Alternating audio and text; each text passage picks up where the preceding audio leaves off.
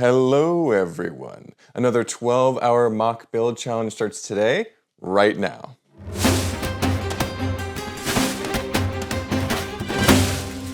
Last week, Exo-Force won the poll and pretty much everybody voted for that theme. It's really cool to see the LEGO community rally behind this unique piece of LEGO history. I'm a huge fan of LEGO Exo-Force. I collected it when I was a kid. I've enjoyed it all the way through adulthood. It's a very unique and underappreciated LEGO theme. I think this will be an interesting challenge because it's very mech and vehicle based. Everything I've done so far has been kind of landscape or architectural, so this will be a diversion from the norm. This will hopefully take a little less time than the past few challenges too. The Jungle Adventurer's Ruins was like basically the entire build time of 12 hours, so I'd love to get this done in more like 6 or 8. That would give me more time to photograph and film stuff for it. It would be nice. We'll see how that works out though. Without too much more talking, let's go ahead and draw a sketch. So, an Exo-Force themed MOC is going to be very different from the past few. We've already said that. It's not just going to be physically different and a different theme, but we're also approaching this from a different design philosophy. Instead of just doing what looks the best, kind of like following in a classic landscape look, we're going to be going off of older set designs, specifically from Exo-Force, obviously. And they don't make them like they used to. This is a design that LEGO has specifically veered away from, these kind of fragile bipedal mechs. They had a few issues. They ended up creating some policies to make mechs more sturdy, more strong. So we don't want to be exactly like the old sets, but we want to kind of take inspiration from them and capture that flair and that style, which I'm very nostalgic for, and I know a lot of other LEGO fans like too.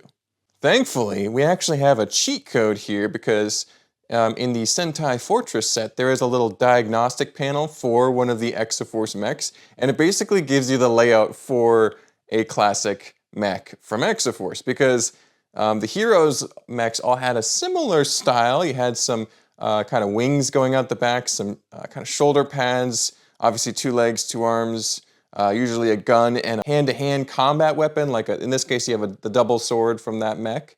So this gives us a little template to go off of, and we'll kind of springboard from there. We're not just going to be rebuilding a set or remaking a set, taking a set and just upgrading a little bit. We're going to be hopefully making our own mech in the style of Exo-Force using pieces.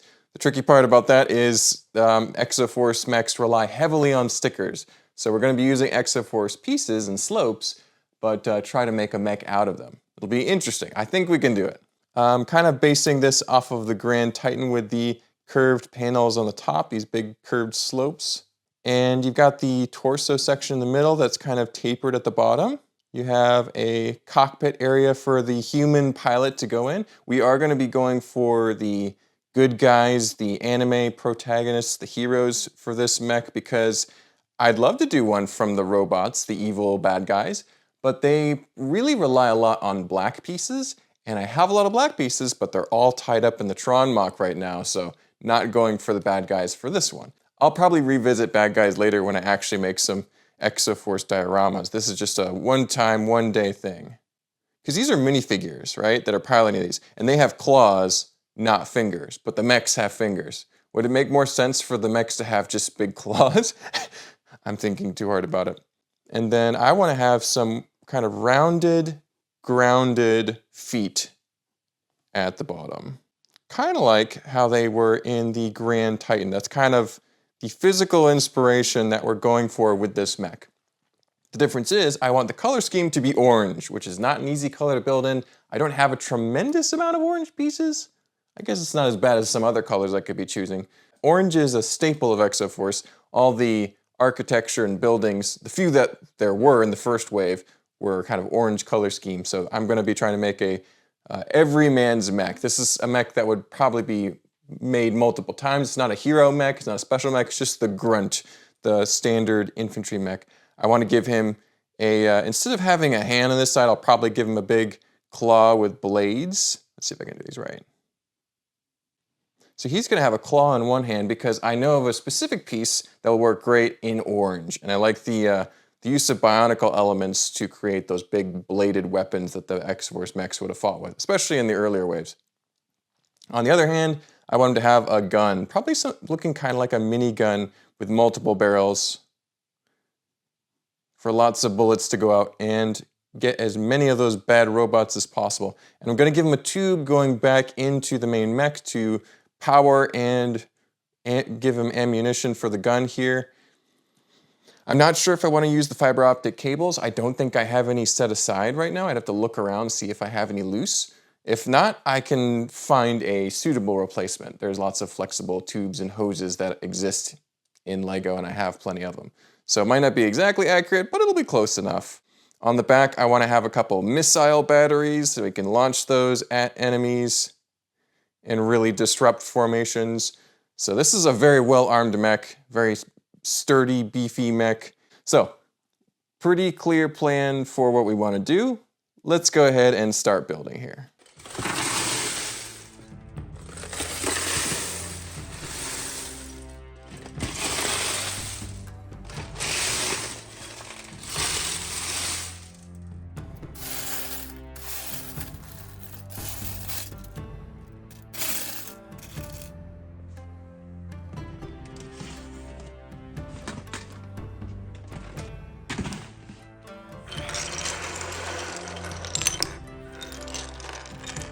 I always try and do a little bit of research before beginning a MOC, and what I found was super useful for building Exo-Force stuff. We have a MOC here by Jack Harlan. It's a beautiful recreation of a Exo-Force set, and what he's done here with the joints is really smart. He's got these locked-in ball joints that will provide a lot of flexibility and a super strong connection. So I'm probably going to borrow that idea for my mech. However, I'm not going off of a set, so hopefully it's different. But I just wanted to shout out Jack for designing this kind of hinge area here.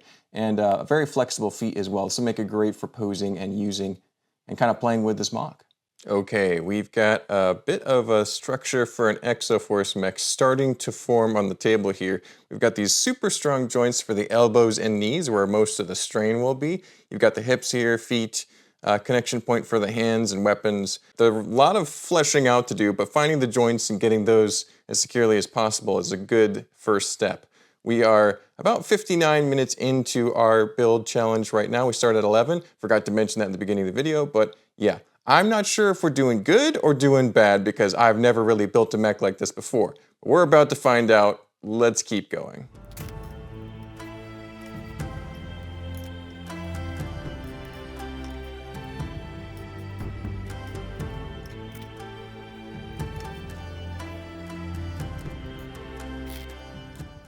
Alrighty, we are about 2 hours in from our 11 a.m. start time, and we have a nice pair of feet and a nice pair of legs. I'm really happy with how they're turning out so far. A little empty on the back, but that part isn't quite finished yet. The orange color scheme is very striking to me, and I actually have a decent amount of small detailed orange pieces to pull from. So this is turning out even better than I thought it would so far. I really wanted to go for some chunky thighs, but these thinner pieces actually are very period accurate and look very sleek. So I'm probably going to go with them. The posability is very nice. It was a great decision to go with the stronger, more flexible knees. I feel like we've caught up a little bit as far as time and how much building we've gotten done. Still going to work on a big torso to fit a cool pilot inside, and a lot more to do on the mech. We're not even halfway done. But for now, I'm going to go take a quick lunch break, and we'll be back in just a second.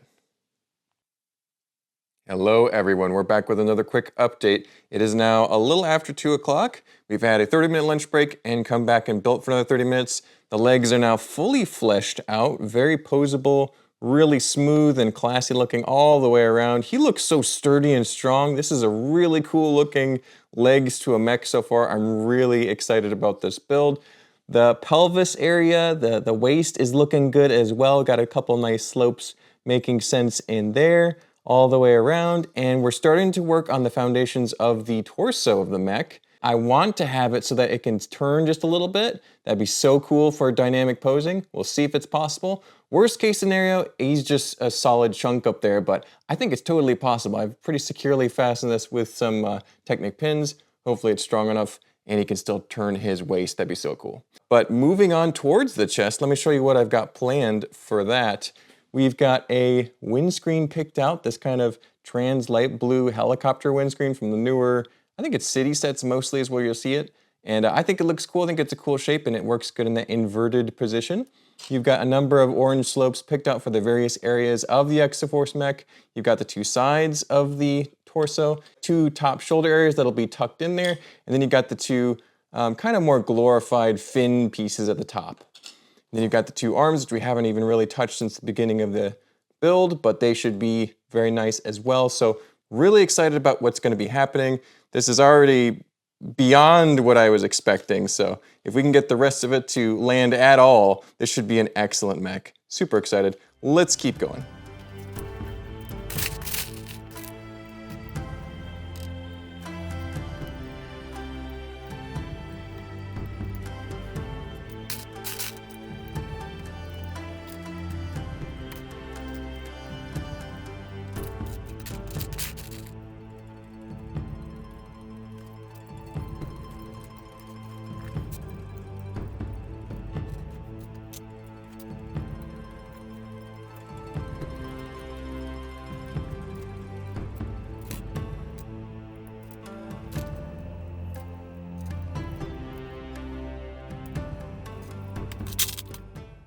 Oh boy, starting to look like an Exo-Force mech now. We've got the torso mostly formed, and the structure and the cockpit area starting to form nicely. You've got a little bit on the upper arm starting to appear as well. Happy with some parts and less happy with others. I'll figure it out. But yeah, this is going very well. It's really starting to look like a mech. I'm probably going to change up the front a little bit here. I think it actually needs some tactical lights or perhaps even some extra little tiny weapons, because there usually were some details around the cockpit area. It wasn't so perfectly smooth. It's a little too clean. I think I'm going to use regular blue, royal blue accessories and details to really contrast and complement the orange. I think it needs a little something to break it up because it's so pure. But yeah, I kind of like how clean it's been looking so far. Back is not too bad back here. I think I'm going to have the back pretty smooth surface on the back. That's how they appear to be in the comics. So I'm going to go do that. Then add some nice shoulder pads up here. It should look pretty cool. Pretty happy with where we're at. It's a little after 3, so a number of hours passed, but this mech should be done no problem. I think I'm going to have time to build a little environment for him to stand in. However, I don't want to go too crazy and too detailed because I really want this to be the focus of the 12-hour build challenge. So it's going to be the primary thing you can see. The environment will only add to it, not take away or distract from it. I imagine it'll take another hour or two to finish this up. Then we can start to see how it looks. That is looking like an orange Exo-Force mech to me. Very cool. The chest is a little big, but I think it's like really needs to be that size to accommodate those large slopes. It's looking pretty much like I expected. You got these giant legs, you got the giant torso, you got the little missiles here and there, you got the radar dish on top. You got the two slopes making the kind of the big armor pads, wedges on the top of the mech there. The back is pretty much fleshed out. Need to finish the back of the arms. Speaking of the arms, we've got 2 hands to do as well. We need a big gun on this side and a claw on this side. I figured I'd swap them from our sketch because this is the right hand you'd be shooting with that, and the left hand you'd be using to claw or fight other mechs that got too close. So super happy with how it's turning out so far. Need to detail the inside a little bit too. But yeah, this is turning out almost exactly as I expected or could have hoped for. So yeah, let's finish out the rest of this and see if we feel like building a terrain for him. It is now 4:30, so 5.5 hours into the build. Not too bad. I think we can get a little bit more done and really polish this off nicely.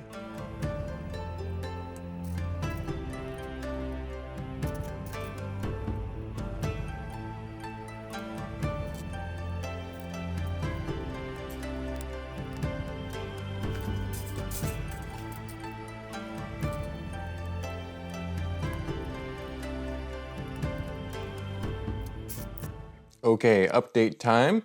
It is now 5:23, so plenty of time has now passed. We're a little past 6 hours into the creation.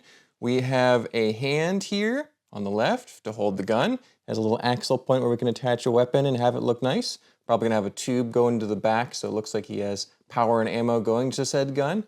But over on the right, we have the big claw, and these are the pieces I had intended to use from the very beginning. but I'm not sure how they look.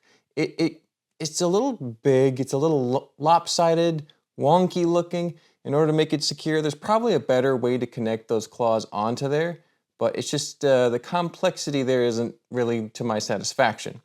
I also don't like how everything's orange. This guy is 100% orange. The trans light blue little missiles don't add enough color contrast. I'm thinking of simplifying this equation with a nice blue sword. And I think that would also be a pretty wicked weapon for a big mech to have. So I think I'm going to switch to this and enjoy this and let him just slash away at his enemies. That would be pretty cool and also look visually striking for him to have a cool blue sword. So I think I'm going to go with this, give him another hand like that on this side, and then just pop that in there and he should be good to go. Hello everyone, we are now done with the 12-hour build challenge.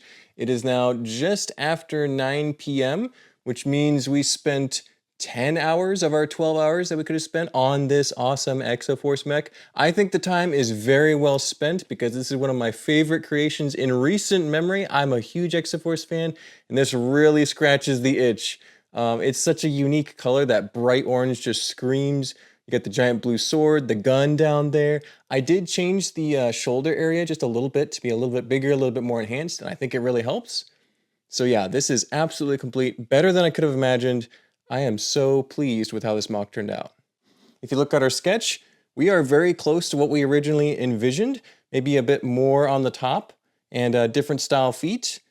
And obviously no claw, it didn't quite work out for pieces and color and composition, but I think the blue sword is a lot more dynamic, a lot more interesting. So yeah, some good decisions made to make it as good as it possibly can be. And to really sell just how ginormous this guy is, let me grab a original Wave 1 Exo-Force set here. He just dwarfs the Grand Titan. You can see how much more fleshed out he is, how three-dimensional he is compared to that. Yeah, that's awesome. Right now, I'm thinking of calling this mech the Stalwart Defender, and it's going to be piloted by Kento, who is Ryu's assistant, or apprentice. So yeah, a very cool mech for a very cool theme. This mech is, of course, incredibly posable thanks to those joints, and that hip and waist movement, that slight rotation that he's able to do, really creates an amazing look. Looks like this thing is fully flexible, fully alive, moving around, super strong looking. Wow. Yeah, this is really a special MOC to me. I'm so excited to build more Exo-Force in the future. Probably not immediately, but eventually I want to do basically every Exo-Force set that I own, but revamp it, because if I was able to do this with basically scrap spare parts, what could I do with official sets? I am really keen to find out. That's enough of me rambling for tonight. Thanks for watching, guys. Don't forget to like, comment, and subscribe. Let me know what theme I should pick next. I'm thinking of going pretty crazy next weekend, so we'll see what happens. Thank you so much to the members who support the channel, and I will see you on the next one. Bye-bye.